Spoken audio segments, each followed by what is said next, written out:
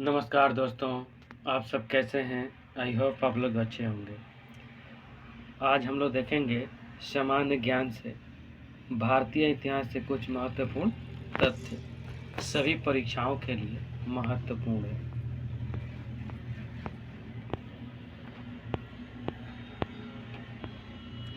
पाल वंश। पाल वंश का संस्थापक गोपाल था।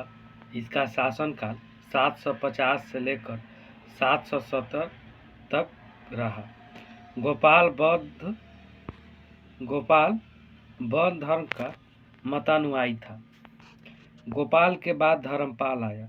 770 से लेकर 810 ईस्वी तक शासन बना रहा।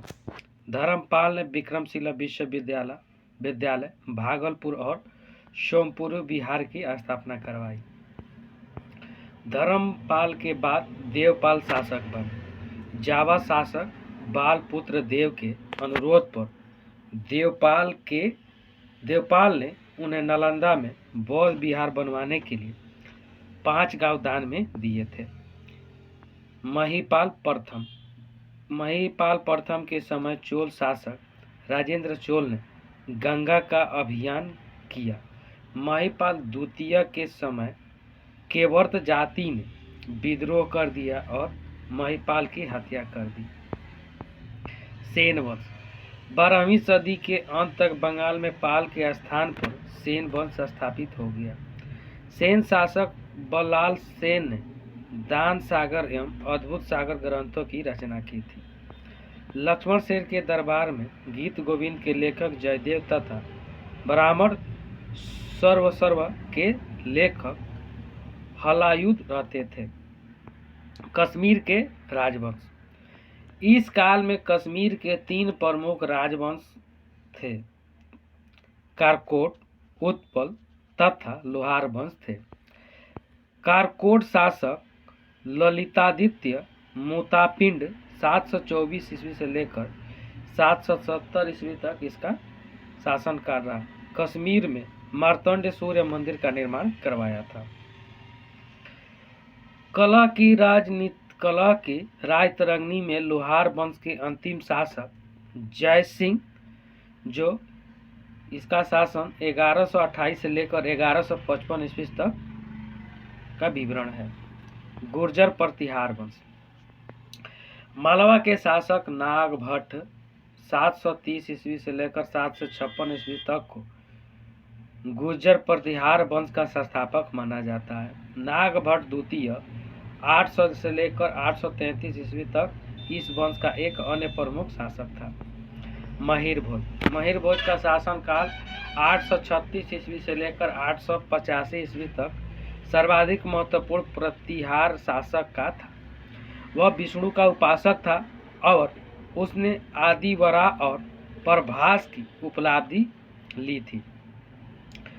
महिर भोज की उपलब्धियों की चर्चा उनके ग्वालियर प्रशस्ति अभिलेख में की गई है। चंद्रबरदाई के पृथ्वीराज रासो ग्रंथ में अग्निकांड से उत्पन्न 4 राजपूत जातियों प्रतिहार, चालुक्य, परमार और चौहान की कथाएं हैं।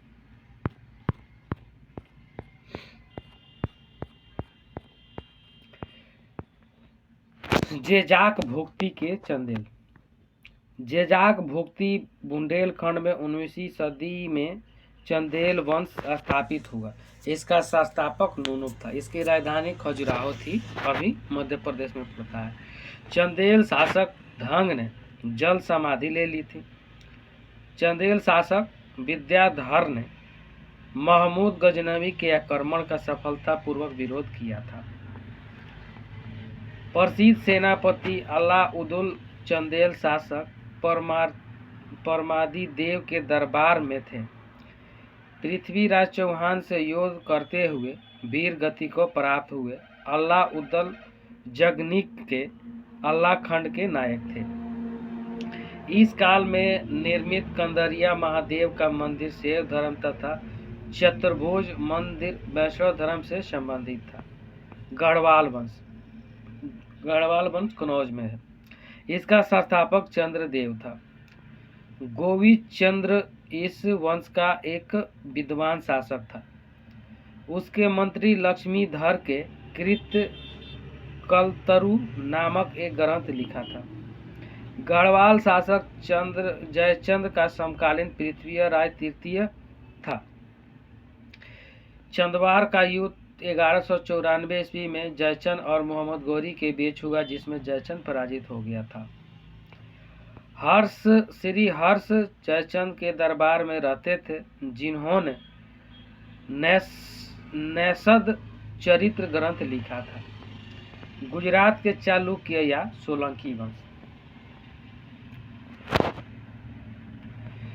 इसके संस्थापक मुलुक राय थे तथा अनिहलवाड़ इसकी राजधानी थी। चालुक्य शासक भीम प्रथम के समय 1025 में महमूद गजनवी द्वारा सोमनाथ मंदिर पर आक्रमण किया गया। भीम प्रथम के मंत्री बिमल ने दिलवाड़ा के जैन मंदिर का निर्माण करवाया था। मोढेरा गुजरात के सूर्य मंदिर का निर्माण सोलंकी शासकों के काल में ही हुआ था। चालुक्य शासक भीम द्वितीय कुछ स्रोतों में मूल्यराय द्वितीय ने मोहम्मद गौरी को 1178 से 79 में पराजित किया था। मालवा का परमार वंश, परमारों की राजधानी उज्जैन थी। कालांतर में भोज परमार ने धार को राजधानी बनाया था। भोज का शासनकाल 1000 से लेकर 1055 तक रहा। परमार वंश का सर्वाधिक महत्वपूर्ण शासक था। वह शिक्षा और साहित्य का संरक्षक था। उसने भोजपुर नगर की स्थापना करवाई और सरस्वती मंदिर का निर्माण करवाया। उसकी उपाधि कविराज थी। परमार भोज की मृत्यु को निरालंबा सरस्वती कहा गया। शंखभरी अजमेर में चौहान, इसके संस्थापक वासुदेव थे। अजय राज ने अजमेर नगर की स्थापना की थी। चौहान शासक विशल देव ने विग्रह राज चतुर्थ ने हरिकेली नामक संस्कृत नाटक की रचना की थी। पृथ्वीराज तृतीय सर्वाधिक महत्वपूर्ण तथा अंतिम चौहान शासक था। इन्हें राय पिथौड़ा कहा जाता था। तराइन के प्रथम युद्ध 1191 में उसने मोहम्मद गौरी को पराजित किया। तराइन के दूसरे युद्ध में 1192 ईस्वी में हुआ था, जो पृथ्वी को गौरी ने पराजित किया था। पृथ्वीराज तृतीय के दरबार में जानक और चंद्रवरदाई रहते थे, जिन्होंने पृथ्वीराज विजय एवं पृथ्वीराज रासों की रचना की थी। दिल्ली के तोमर वंश, 736 में आनंद पाल ने दिल्ली में तोमर वंश की स्थापना की थी। राष्ट्रकूट चालुक्यों के सामंत थे। चालुक्य वंश की स्थापना दंते दुर्ग ने की थी। कुष्ट राष्ट्रों की राजधानी मानखेट बुलगरना कर्नाटक में है। दंती दुर्ग ने मालवा का अभियान किया और हिरण गर्भदान यज्ञ किया, जिसमें प्रतिहारों ने द्वारपाल की भूमिका निभाई थी। एलोरा के कैलाश मंदिर का निर्माण कृष्ण प्रथम ने करवाया था। ध्रुव त्रिपक्षीय संघर्ष में भागीदारी करने वाला प्रथम राष्ट्रकूट शासक था। अमोघ वर्ष ने कविराज मार्ग ग्रंथ की रचना कन्नड़ भाषा में की थी। इंद्र तृतीय के समय अल मसूदी भारत आया था। तकोलम की लड़ाई में 949 ईस्वी में राष्ट्रकूट शासक कृष्ण तृतीय और चोल शासक परांतक प्रथम ने भाग लिया, जिसमें चोल शासक पराजित हुआ था। पोन और कृष्ण तृतीय के दरबार में रहते थे, जिन्होंने शांति पुराण की रचना की थी। राष्ट्रकूट राजा कर्क द्वितीय को तैलम द्वितीय ने पराजित किया और उत्तरवर्ती चालुक्यों की स्थापना की थी। उत्तरवर्ती चालुक्य कल्याणी के चालुक्य। विक्रमादित्य देव चरित्र के रचयिता विलहण विक्रमादित्य सिक्स थे। इनके दरबारी कवि थे। मिताक्षरा के लेखक ज्ञानेश्वर इसके मंत्री थे। अपने राजरोहण के उपलक्ष्य में विक्रमादित्य ने 1076 में चालुक्य संवत प्रारंभ किया। पन पोनरन को कन्नड़ साहित्य का त्रिरत्न माना जाता है। चोल वंश चोल पल्लवों के संबंध थे। इसका इतिहास मुख्यतः अभिलेखों से जाना जाता है, जो संस्कृत, तमिल, तेलुगु और कन्नड़ भाषाओं में लिखे गए हैं। विजयालय 850 ईस्वी से लेकर 887 ईस्वी तक रहा।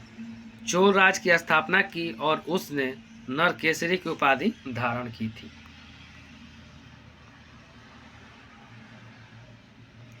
चोलों की प्रारंभिक राजधानी तंजौर या तंजाउर थी।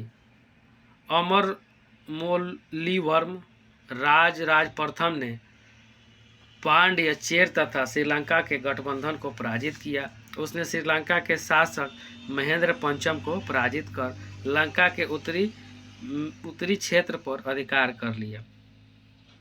राज प्रथम ने मालदीव पर अपनी शक्तिशाली नौसेना की सहायता से विजय प्राप्त की। यह प्रथम चोल शासक था जिसने भूमि की माप करवाई।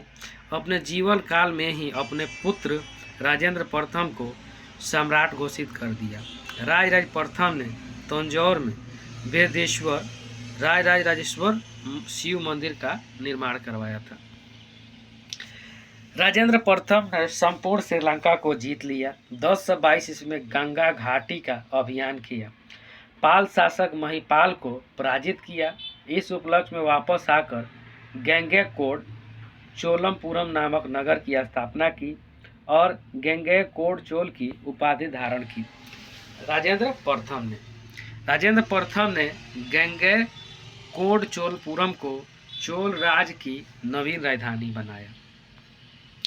उसने दक्षिण पूर्व एशिया में सैन्य अभियान किया। उसने शैलेंद्र शासक की संग्राम विजय तुंग को पराजित करके कहाटा या काडरमम पर अधिकार कर लिया। काडारकोट की उपाधि ली। इस राज के अंतर्गत मलय, जावा, सुमात्रा आदि द्वीप थे। कुलोतुंग प्रथम चोल चालुक्य रक्त मिश्रित था। इसमें भूमि की 2 माप कराई। कुलोतुंग द्वितीय ने चिदम्बरम मंदिर में स्थित गोविंद राज विष्णु की मूर्ति को समुद्र में फेंकवा दिया। कालांतर में रामानुजाचार्य ने उस मूर्ति का पुनरुद्धार किया और उसे तिरुपति के मंदिर में प्रतिष्ठित किया। राजेंद्र तृतीय चोल वंश का अंतिम शासक रहा।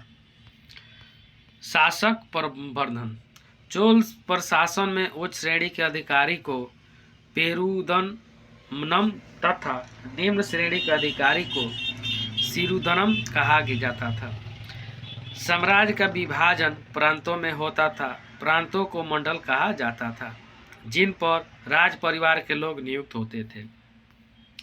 मंडल बलनाडु कोटम, नांडु जिला, कुरम गांव का समूह होता था और ग्राम गांव होता था। स्थानीय स्वायत्त शासन चोल शासन की उल्लेखनीय विशेषता उनका ग्रामीण स्वशासन थी। ग्रामों में मुख्य 2 प्रकार की संस्थाएं कार्यरत थी, ऊर और सभा या महासभा। ऊर में यह सामान्य गांव में कार्यरत संस्था थी। ऊर की बैठक में सभी ग्रामवासी भाग लेते थे। सभा या महासभा यह अग्रहार ब्राह्मणों को दान में दिए गए गांवों में होती थी। इसके सदस्यों को पेरुमलकल कहा जाता था। सभा अपनी समितियों के माध्यम से कार्य करती थी, जिसे वरियम कहते थे।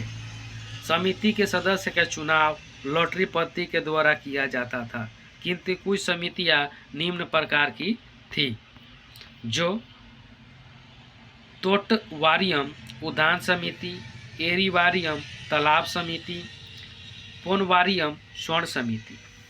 सभा या महासभा की कार्यप्रणाली के संबंध में पर्याप्त विवरण हमें परांतक प्रथम के उत्तर मेरु अभिलेख से प्राप्त होती है। चोलकालीन अर्थव्यवस्था ब्राह्मणों को दी गई कर मुक्त भूमि चतुर्वेदी मंगलम एवं दान में दी गई भूमि बृहदेह कहलाती थी। मानक सिक्का कलंजू या कल्याणजू कहलाता था। ये सोने के सिक्के थे। उत्तम चोल ने सर्वप्रथम सोने का सिक्का जारी किया। उत्तम चोल या सुंदर चोल या परांतक द्वितीय था। चोल काल में मंदिर आर्थिक गतिविधियों के केंद्र थे। ये मंदिर बैंकिंग का कार्य भी करते थे। मंदिरों को उपहार में दी गई भूमि देवदान कहलाती थी। कावेरीपट्टनम चोल काल का सबसे महत्वपूर्ण बंदरगाह था। मणिग्रामम नाना देशी इत्यादि व्यापारियों के संघ थे।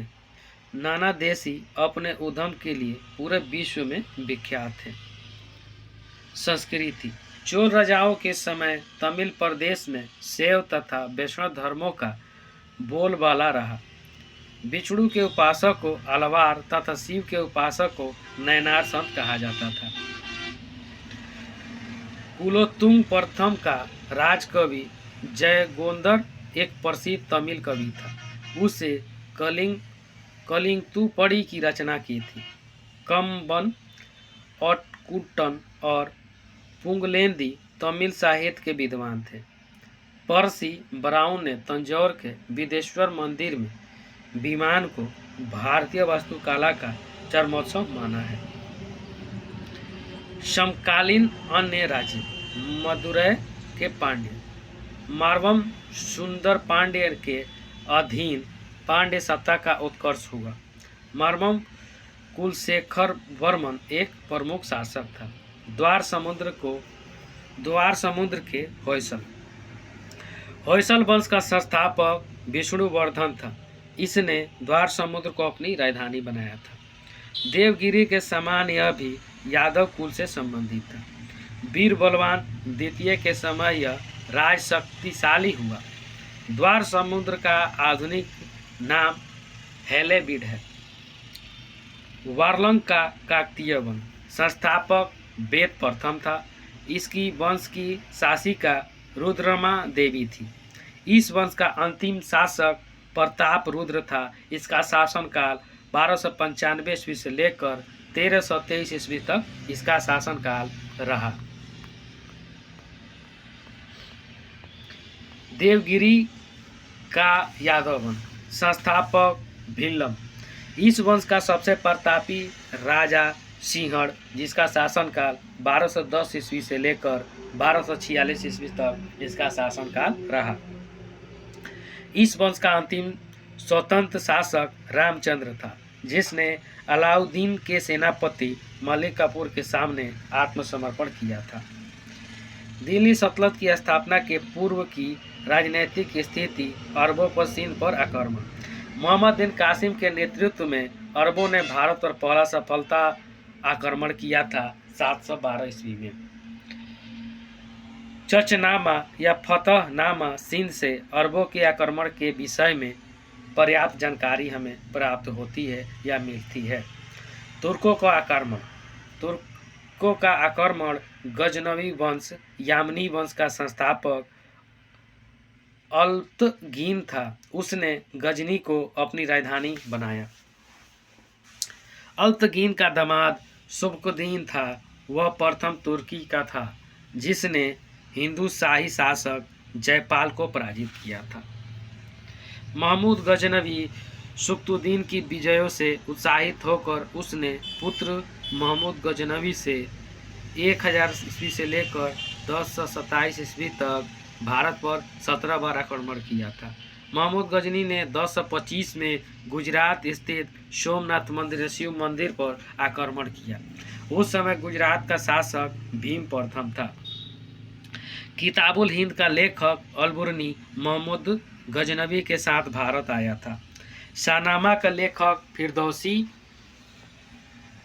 फिरदौसी भी उसका दरबारी कवि था। उत्वी और फारूकी भी महमूद गजनवी के दरबार से संबंधित थे। महमूद गजनवी ने एक तरफ संस्कृत मुद्रालेख तथा दूसरी तरफ अरबी मुद्रालेख का साथ चांदी के सिक्के निर्गत किए थे। 1030 ईस्वी में महमूद गजनवी की मृत्यु हो गई। शहाबुद्दीन उर्फ मोइनुद्दीन मोहम्मद गोरी। 12वीं सदी के मध्य में गोरी का उदय हुआ। गोरी साम्राज्य का उद्धार उत्तर पश्चिम अफगानिस्तान तक था। मोहम्मद गोरी ने भारत में तुर्क राज की स्थापना की। मोहम्मद गोरी का प्रथम आक्रमण 1175 ईस्वी में मुल्तान पर हुआ था। मुल्तान से आगे बढ़ते हुए उसने गुजरात पर आक्रमण किया, किंतु गुजरात के शासक भीम द्वितीय के हाथों पराजित होना पड़ा। 1191 ईस्वी में तराइन के प्रथम युद्ध में पृथ्वीराज तृतीय ने मोहम्मद गोरी को पराजित किया और 1192 ईस्वी में गोरी पूरी तैयारी के साथ आया और तराइन के द्वितीय युद्ध में पृथ्वीराज तृतीय को पराजित कर दिया। मोहम्मद गोरी के सिक्कों पर एक ओर कलमा तथा दूसरी ओर लक्ष्मी की आकृति अंकित मिली है। मोहम्मद गोरी द्वारा विजयित भारतीय साम्राज्य का स्वामी उसका सबसे महत्वपूर्ण गुलाम कुतुबुद्दीन ऐबक था। Thank you friend. अच्छा लगे तो लाइक सब्सक्राइब और शेयर जरूर करें। साथ में बेल आइकन का बटन दबाना नहीं भूलें। जय हिंद, जय भारत।